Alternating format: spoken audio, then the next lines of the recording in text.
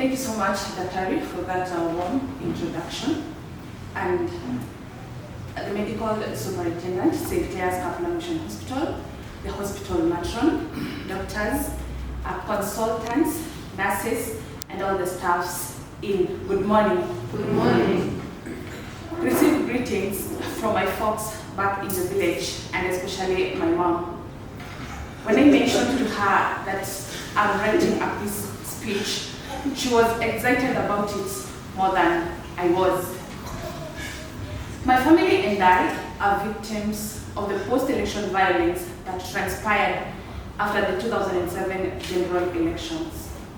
To backdate a little bit on what I still remember, by then I was young, I think 9 or 8 years.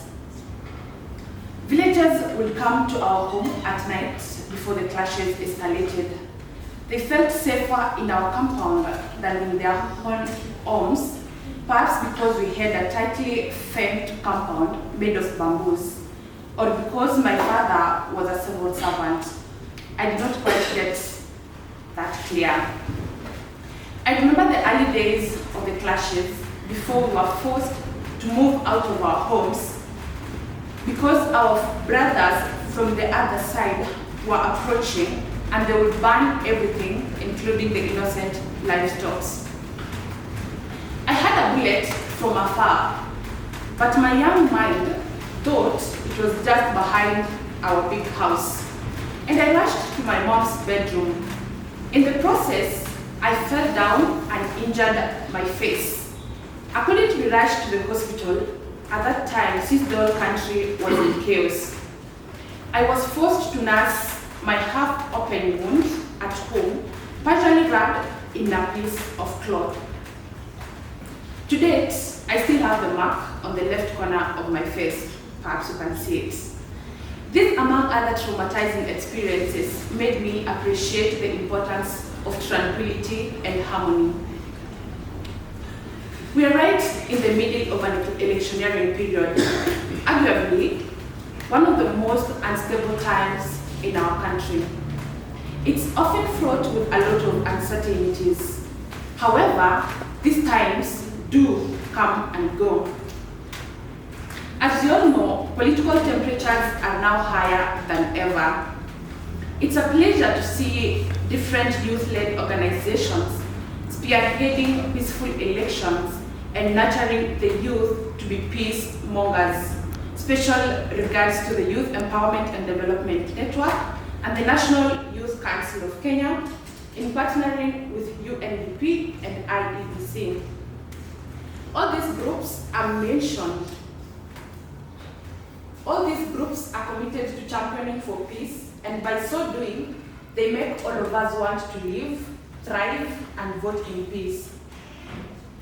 As I said earlier, I was among the few nominated youth to attend a 2-day peace conference in Nakuru, and our theme was Uchaguzi wa Amani, basically translating to peaceful elections.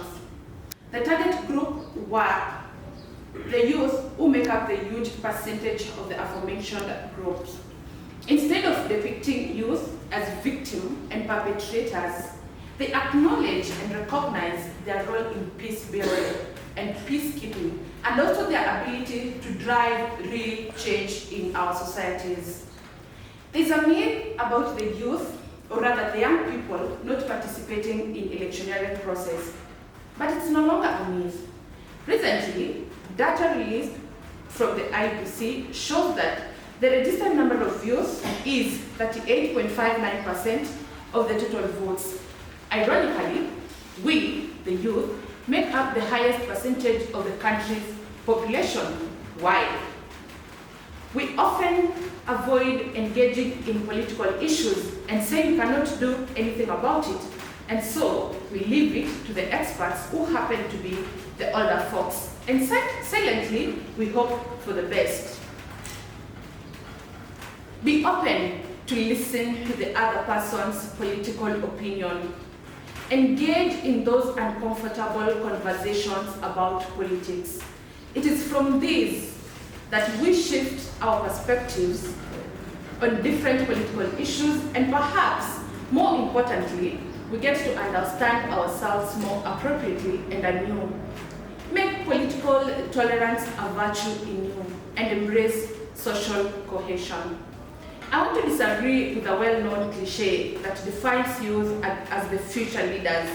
This phrase would sound better if we have it as youth are the leaders of today, and we deserve a place at the table like everybody else.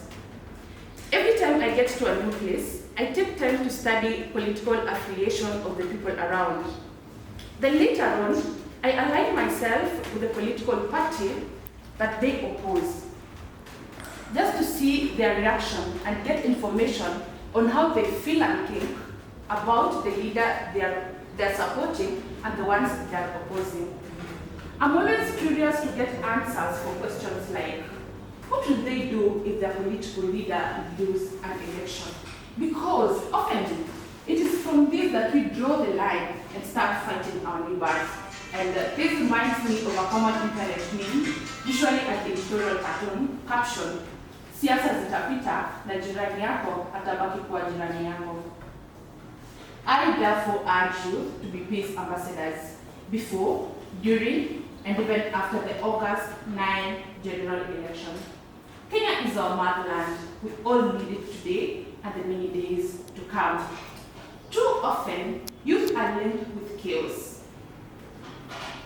Opposing this false narrative is our responsibility. Let's prove to them that we can actually perpetrate peace and not violence. Let our actions unlink us from this long-believed narrative. I'm also calling on all of you, do not at any point sign up to be a goal or distract a certain political rally in exchange for few coins. If you do not subscribe to any political ideology of a certain leader, please don't attend that rally. Instead, preoccupy yourself with something more substantial. Make yourself productive.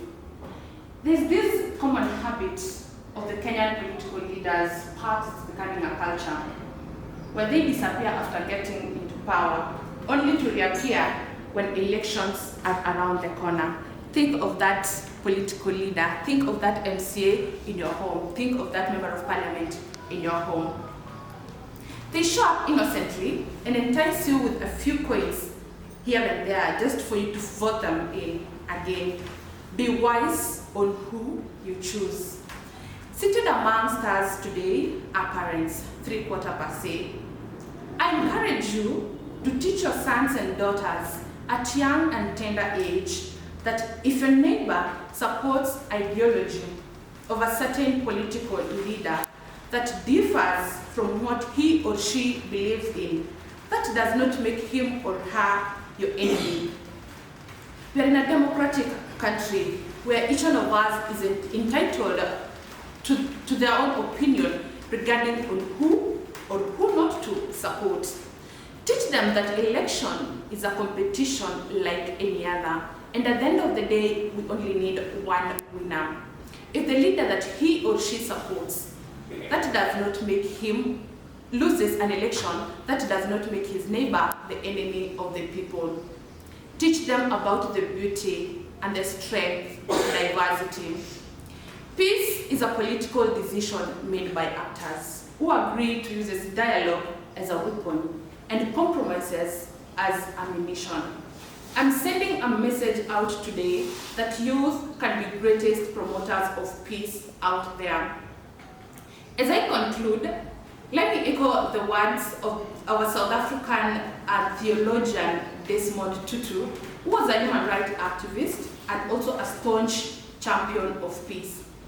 And I quote, "If you want peace, you don't talk to your friend, you talk to your enemy." End of quote. Thank you so much, St. Clair's Kaplong Mission Hospital, for having me around. God bless you. God bless St. Clair's.